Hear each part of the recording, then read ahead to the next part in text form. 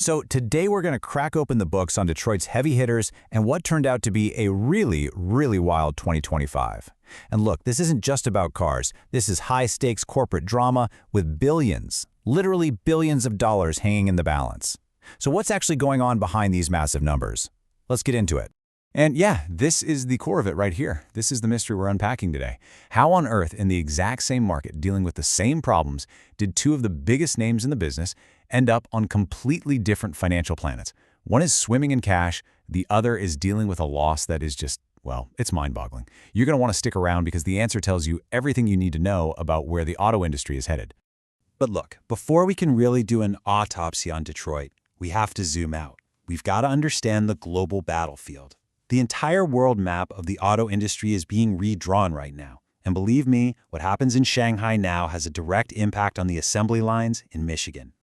Okay, now take a look at this. This is where it gets really interesting. It's all about who's crashed the party. Sure, you've got Toyota and Volkswagen still holding down the top spots. No surprise there. But look at number 5. That's BYD. And number 7, Geely. You've got two Chinese automakers who are now outselling absolute legends like Honda and Nissan. And notice where our guys from Detroit are sitting.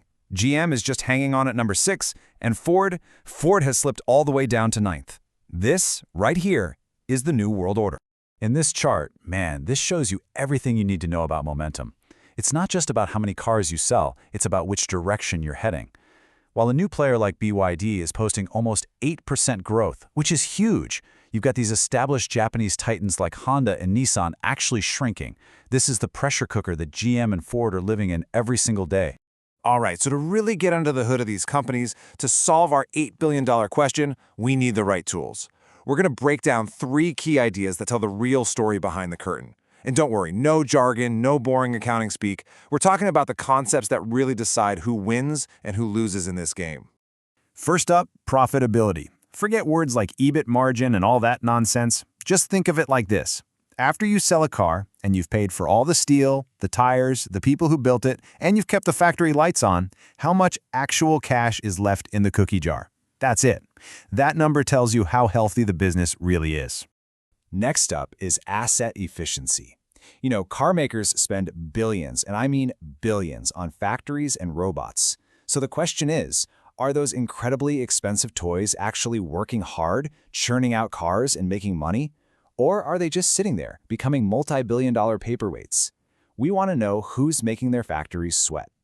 And finally, there's cash flow resilience. This one is all about speed. How fast can you turn a finished car that's sitting on a dealer lot into cold, hard cash in your bank account? Now, in good times, that's important. But in a tough economy, this is literally the difference between life and death for a company. Okay, we've got our tools, we understand the concepts, now it's time for the main event. We're putting General Motors and Ford right up against each other to finally figure this whole thing out. Let's just start with the number that made everyone's jaw drop. A net loss for Ford in 2025 of $8.2 billion. To give you some scale, that's like taking 2 brand new state-of-the-art aircraft carriers, sailing them out to the middle of the Pacific, and just lighting them on fire. It's a truly monumental amount of money. The question is, was it a catastrophe, or was it part of a plan? And here's the absolute key. These numbers are the result of 2 completely different strategies. On one hand, you had General Motors playing defense. They basically built a fortress around their profits from trucks and SUVs, and then used that cash to carefully fund their EV ambitions, protecting the bottom line at all costs. Ford, on the other hand, they decided to take what's called a financial bath. They basically said, you know what, let's take all the pain right now in 1 year. They wrote off billions to clean up their books and start fresh. The best way to understand Ford's new strategy is to think of it like a family living in one house. You've got Ford Blue. That's the old-timer, just reliably building the gas-powered cars and trucks we all know. Then you have Model E. That's the ambitious, creative dreamer spending a ton of money chasing this electric future. And then there's Ford Pro. That's the commercial division. He's the quiet workaholic who gets up every day, makes a ton of money, and pays for everybody else's dreams, and probably their therapy bills too. And if you think I'm exaggerating, just look at the numbers. They tell the exact same story. The Ford Pro Workaholic division, it raked in a massive $6.8 billion in profit. The Ford Blue Old-Timer chipped in another $3 billion. And where did all that money go? Well, it went to cover the almost $5 billion loss from the Model E electric Dreamer. I mean, this level of honesty is totally radical for the auto industry. And it shows you the truth. Right now, the humble work van is funding the entire company's electric revolution. Now for the complete opposite picture. While Ford was shuffling money around just to cover its losses, what was GM doing with its profits? They were so flush with cash and so confident in their business that they spent $6 billion just buying back their own stock. That is a massive signal to Wall Street that you think your company is healthy and your stock is a great investment. It's the polar opposite of taking a financial bath. And you know, not all of Ford's pain was strategic. Some of it was just bad luck and operational fumbles. Their own report says that a fire at a key supplier for their aluminum completely wrecked the production of their F-Series trucks, their biggest moneymaker. That one incident cost them about $2 billion. It's just a brutal reminder of how fragile these giant global supply chains really are.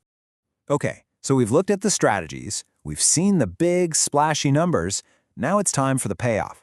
Let's bring it all together and see who actually ran the more efficient machine in 2025. We're going to score them head-to-head on the metrics that really matter. All right, let's break down this scorecard. First, net profit margin, our cookie jar metric. GM kept cash in the jar. Ford's jar was empty and then some. That's a clear, decisive win for GM. Next, financial leverage. Basically, how much you rely on debt. Ford is using way more borrowed money than GM, which is just a much riskier way to operate. Another check for GM. Asset turnover, how hard the factories are working. Well, it's pretty much a dead heat. Both are getting their money's worth there. But finally, that supply chain hit, that was a $2 billion haymaker that Ford took right on the chin and GM managed to dodge completely. So when you look at it this way, the verdict is crystal clear. For 2025, GM was the undisputed operational champion. So what's the final takeaway here? Well, our analysis doesn't really show a simple winner and a loser. What it actually reveals are two very different kinds of leaders emerging from this battle, each making a very different claim for the future. First, we are officially crowning General Motors the industry cost leader of 2025. In a year filled with chaos and uncertainty, they just put on a masterclass in financial discipline. They protected their profits, they kept their books clean, and they had enough cash left over to make their shareholders very, very happy. They absolutely won the battle of 2025. But Ford earns a completely different but maybe just as important title, the Smart Transformation Pioneer. See, that $8.2 billion loss wasn't a mistake, it was a strategic choice. Ford decided to just rip the Band-Aid off, showing everyone the brutal, honest truth about how much this EV transition costs. They took a massive hit now, betting the entire farm on a much more profitable future down the road. And that, right there, leaves us with the ultimate question for the entire industry. As we go deeper and deeper into this electric revolution, which one of these strategies is going to be the winner? Is it the steady hand, the careful operator like GM who protects today's profits at all costs? Or is it the bold gambler like Ford who's willing to sacrifice the present for a chance to completely own the future? Only time is going to tell. And that's our look at Detroit's $8 billion question. If you need in-depth market research reports on the auto industry or pretty much anything else, get in touch with us here at HDIN Research. The email is sales@hdinresearch.com. Thanks so much for joining us.